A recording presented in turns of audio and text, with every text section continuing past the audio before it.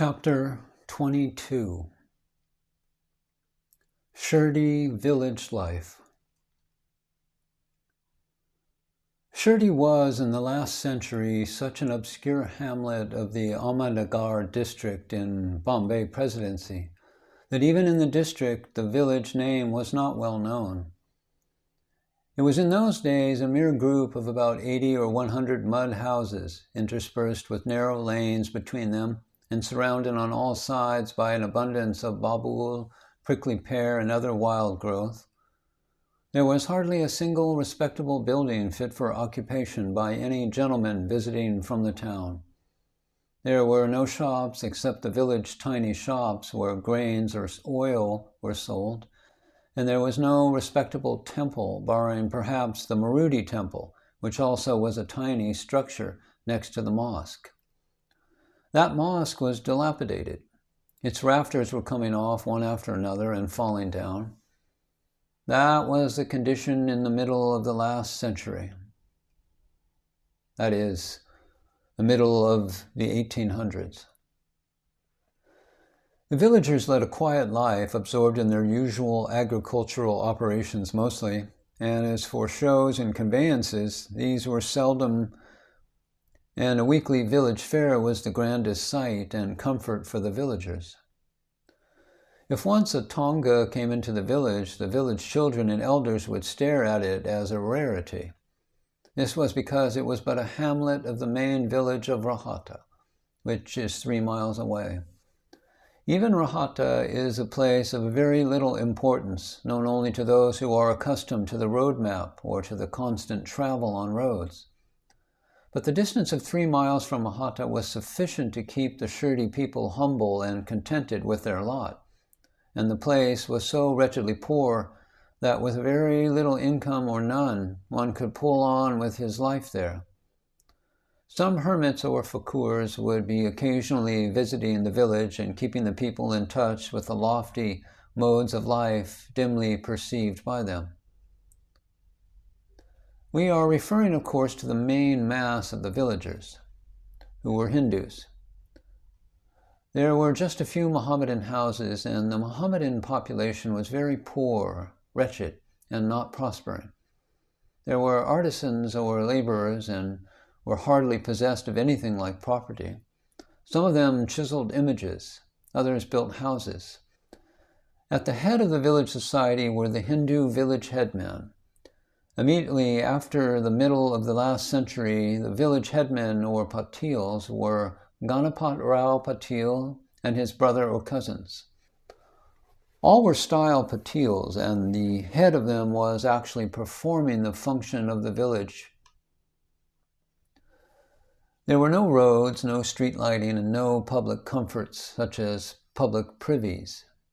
Even for the supply of drinking water, there was only a village well, and the water had to be drawn up therefrom, each one bringing his or her own vessel.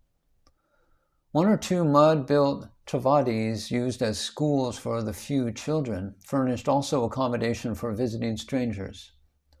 Corporate life was at a low ebb, and as for religious life, there were 3 petty fragile structures, one of Sani, one of Ganapati, and one for Sankar.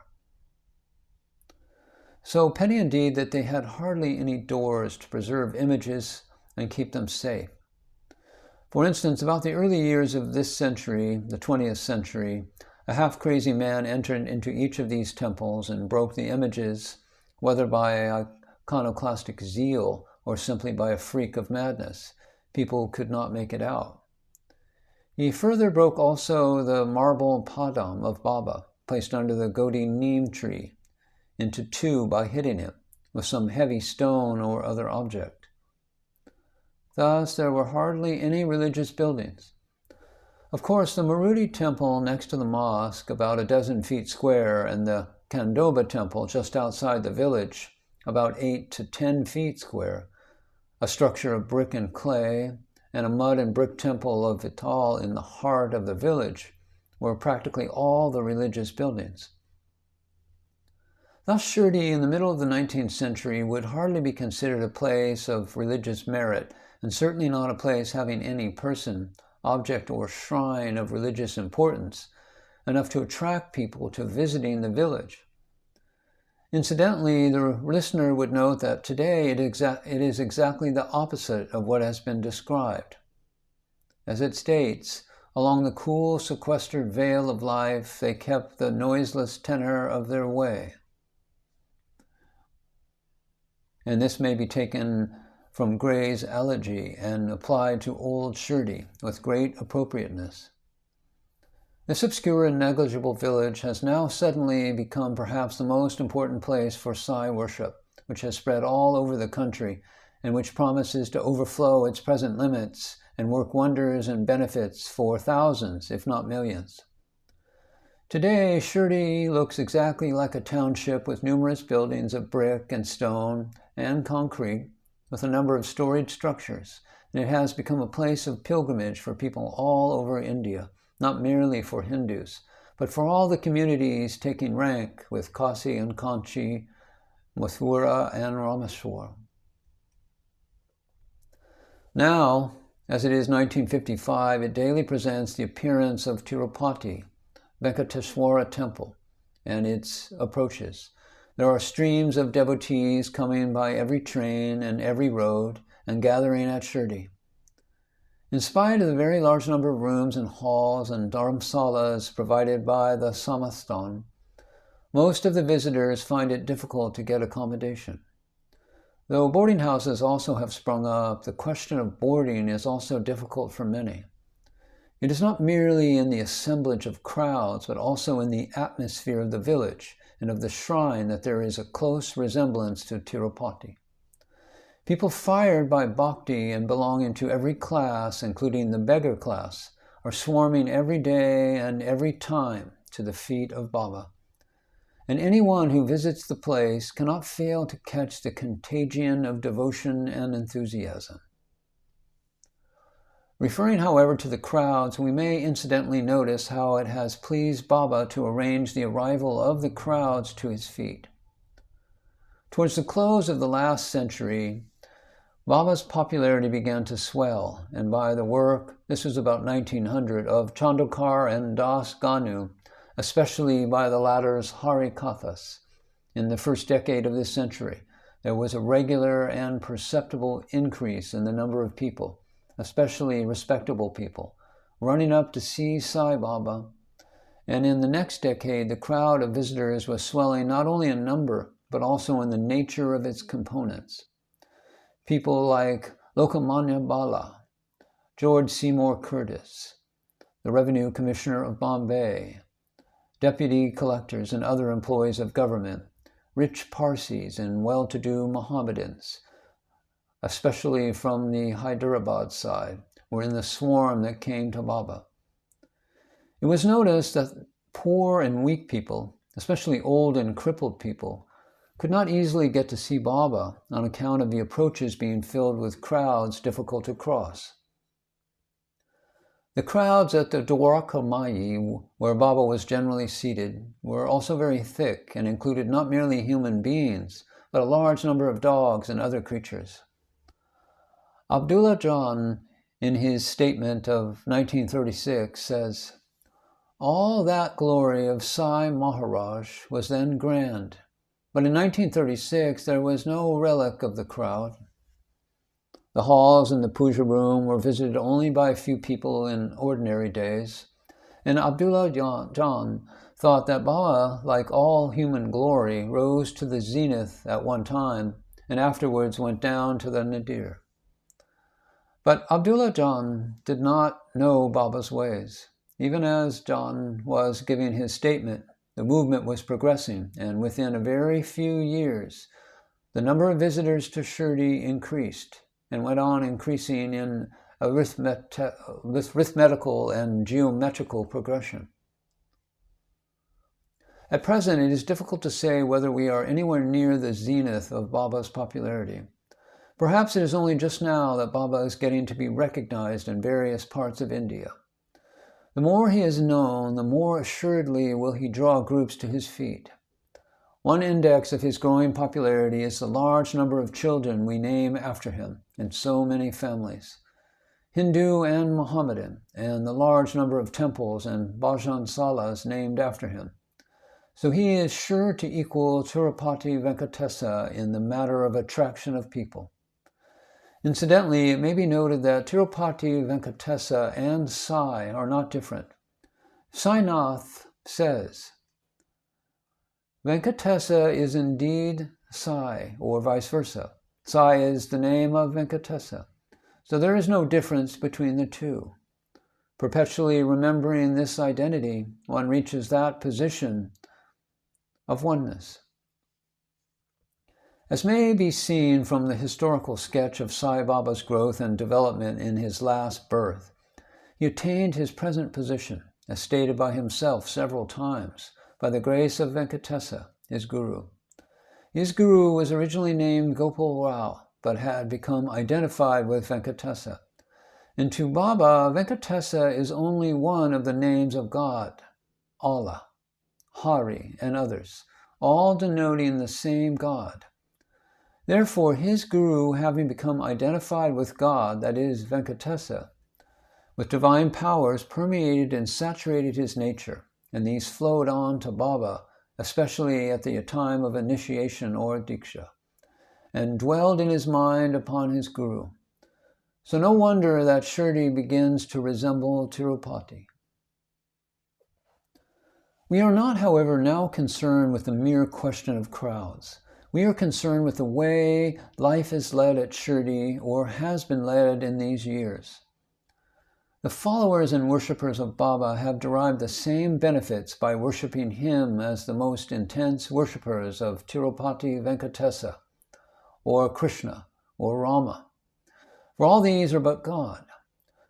For purposes of spiritual benefits, the accumulation of crowds is not a necessary or beneficial factor, though the enthusiasm of large crowds might be infectious and sufficient to start many people on their bhakti marga, and may confirm waverers in the strength of their bhakti. So far as ideas of Baba prevalent in the village are concerned, there is bound to be some fluctuation in the villager's mentality. Before the closing decades of the last century, Baba was considered first a negligible or pitiable fakur. Then he grew to be the wizard of the village, and then into the god or god-man of a good number, and the lord or benefactor of or food giver for so many. Sai Maharaj that fed several hundred every day, yet his mortal coil dropped in 1918, and when he passed away, many of villagers formed and retained the impression that Sai Baba was dead and was no more a factor to be dealt with. The poor beggars did not doubt suffer from the lack of the feeling of Baba, but those whose hunger was spiritual did not so badly suffer, though they also found the physical absence of Baba at first to be a handicap in the way of Sai Bhakti. Sai was so little understood, and there was hardly anything worth calling a real account of Baba at the time of his Mahasamadhi in 1918. Luckily, by the exertions of H.S. Dixit, Dabolkar, and other bhaktas, literature sprang up. A journal, the Sai Leela Monthly, was started, and Baba was pleased to keep up some degree of Sai Bhakti amongst those who had contacted him, and the small number that came into contact through them. As decade after decade went on, this way of keeping up Sai Bhakti appeared to fail. And that is why Abdullah Jan noted in 1936 that the number of persons approaching Sai Baba at Shirdi was pitiably small on ordinary occasions. But it was not Sai's will that his movement should flag. He roused up agencies from unexpected quarters, and the Sai movement flared up in the 1930s and 40s of this century, so that it attained an all-India character and drew thousands instead of drawing hundreds to Baba's feet. So Shirdi village life had been changed into Shirdi town life, so far as externals are concerned, and even so far as the spiritual side is concerned. Sai Bhaktas are carrying on Sai worship and flocking to his feet in his present astral form, keeping up a high degree of enthusiasm. Through Sai literature like the present and the growth of Sai temples and bhajans, the Sai spirit amongst the visitors to Shirdi is bound to grow more and more. Shirdi is now important mainly on account of the growing Sai movement, though incidentally the sugar factories and other industrial conditions have added to the material improvement and importance of Shirdi. The main fact to notice about Baba worship at Shirdi is that the dilapidated mosque that represented his residence about 1880 or 1890, when Chandokar came to him first, has been built up and modernized to the extent permissible. The main place of worship of Baba is now the Sai Mandir, which was formerly termed the Bhuti Wada. Now the Samasthan has acquired or become the owner of one after another of these holy places connected with Baba. To the credit of the Samasthan, it must be said that all places connected with Sai Baba and his daily movements are so well maintained that the bhakti of any serious Sai devotee has ample facilities to develop while at Shirdi.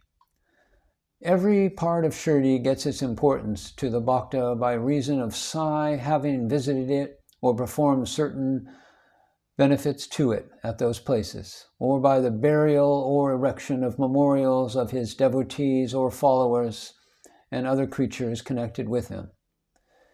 Even the horse that formed Baba's procession has his burial tomb, just as the tiger that visited him shortly before his Mahasamadhi has its tomb in front of the Dwarka Mai.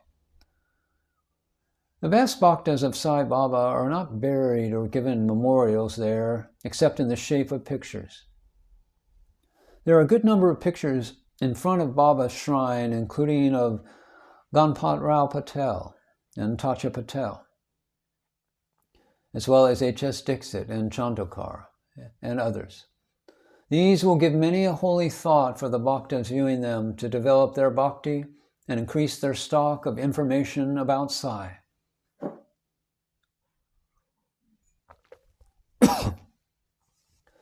After all, Shirdi is historically important because of the growth and spread of Sai Baba movement from it. Out of love for Baba's dwelling place and out of regard for his statements about Shirdi, many a devotee vows to go to Shirdi if some wish of his or hers is accomplished. But in most cases, Sai Baba has outgrown Shirdi, and his presence is felt in various temples that have been built for him, and in the bhajan halls, and even in the homes. Baba's presence is actually felt in his place to confirm the feeling of all that he is divine and everywhere. Still, Shirdi remains and retains most its importance and attractions to Sai Bhaktas, and is bound to increase in its material appearance and in the material provision made for the satisfaction of the devotees' needs.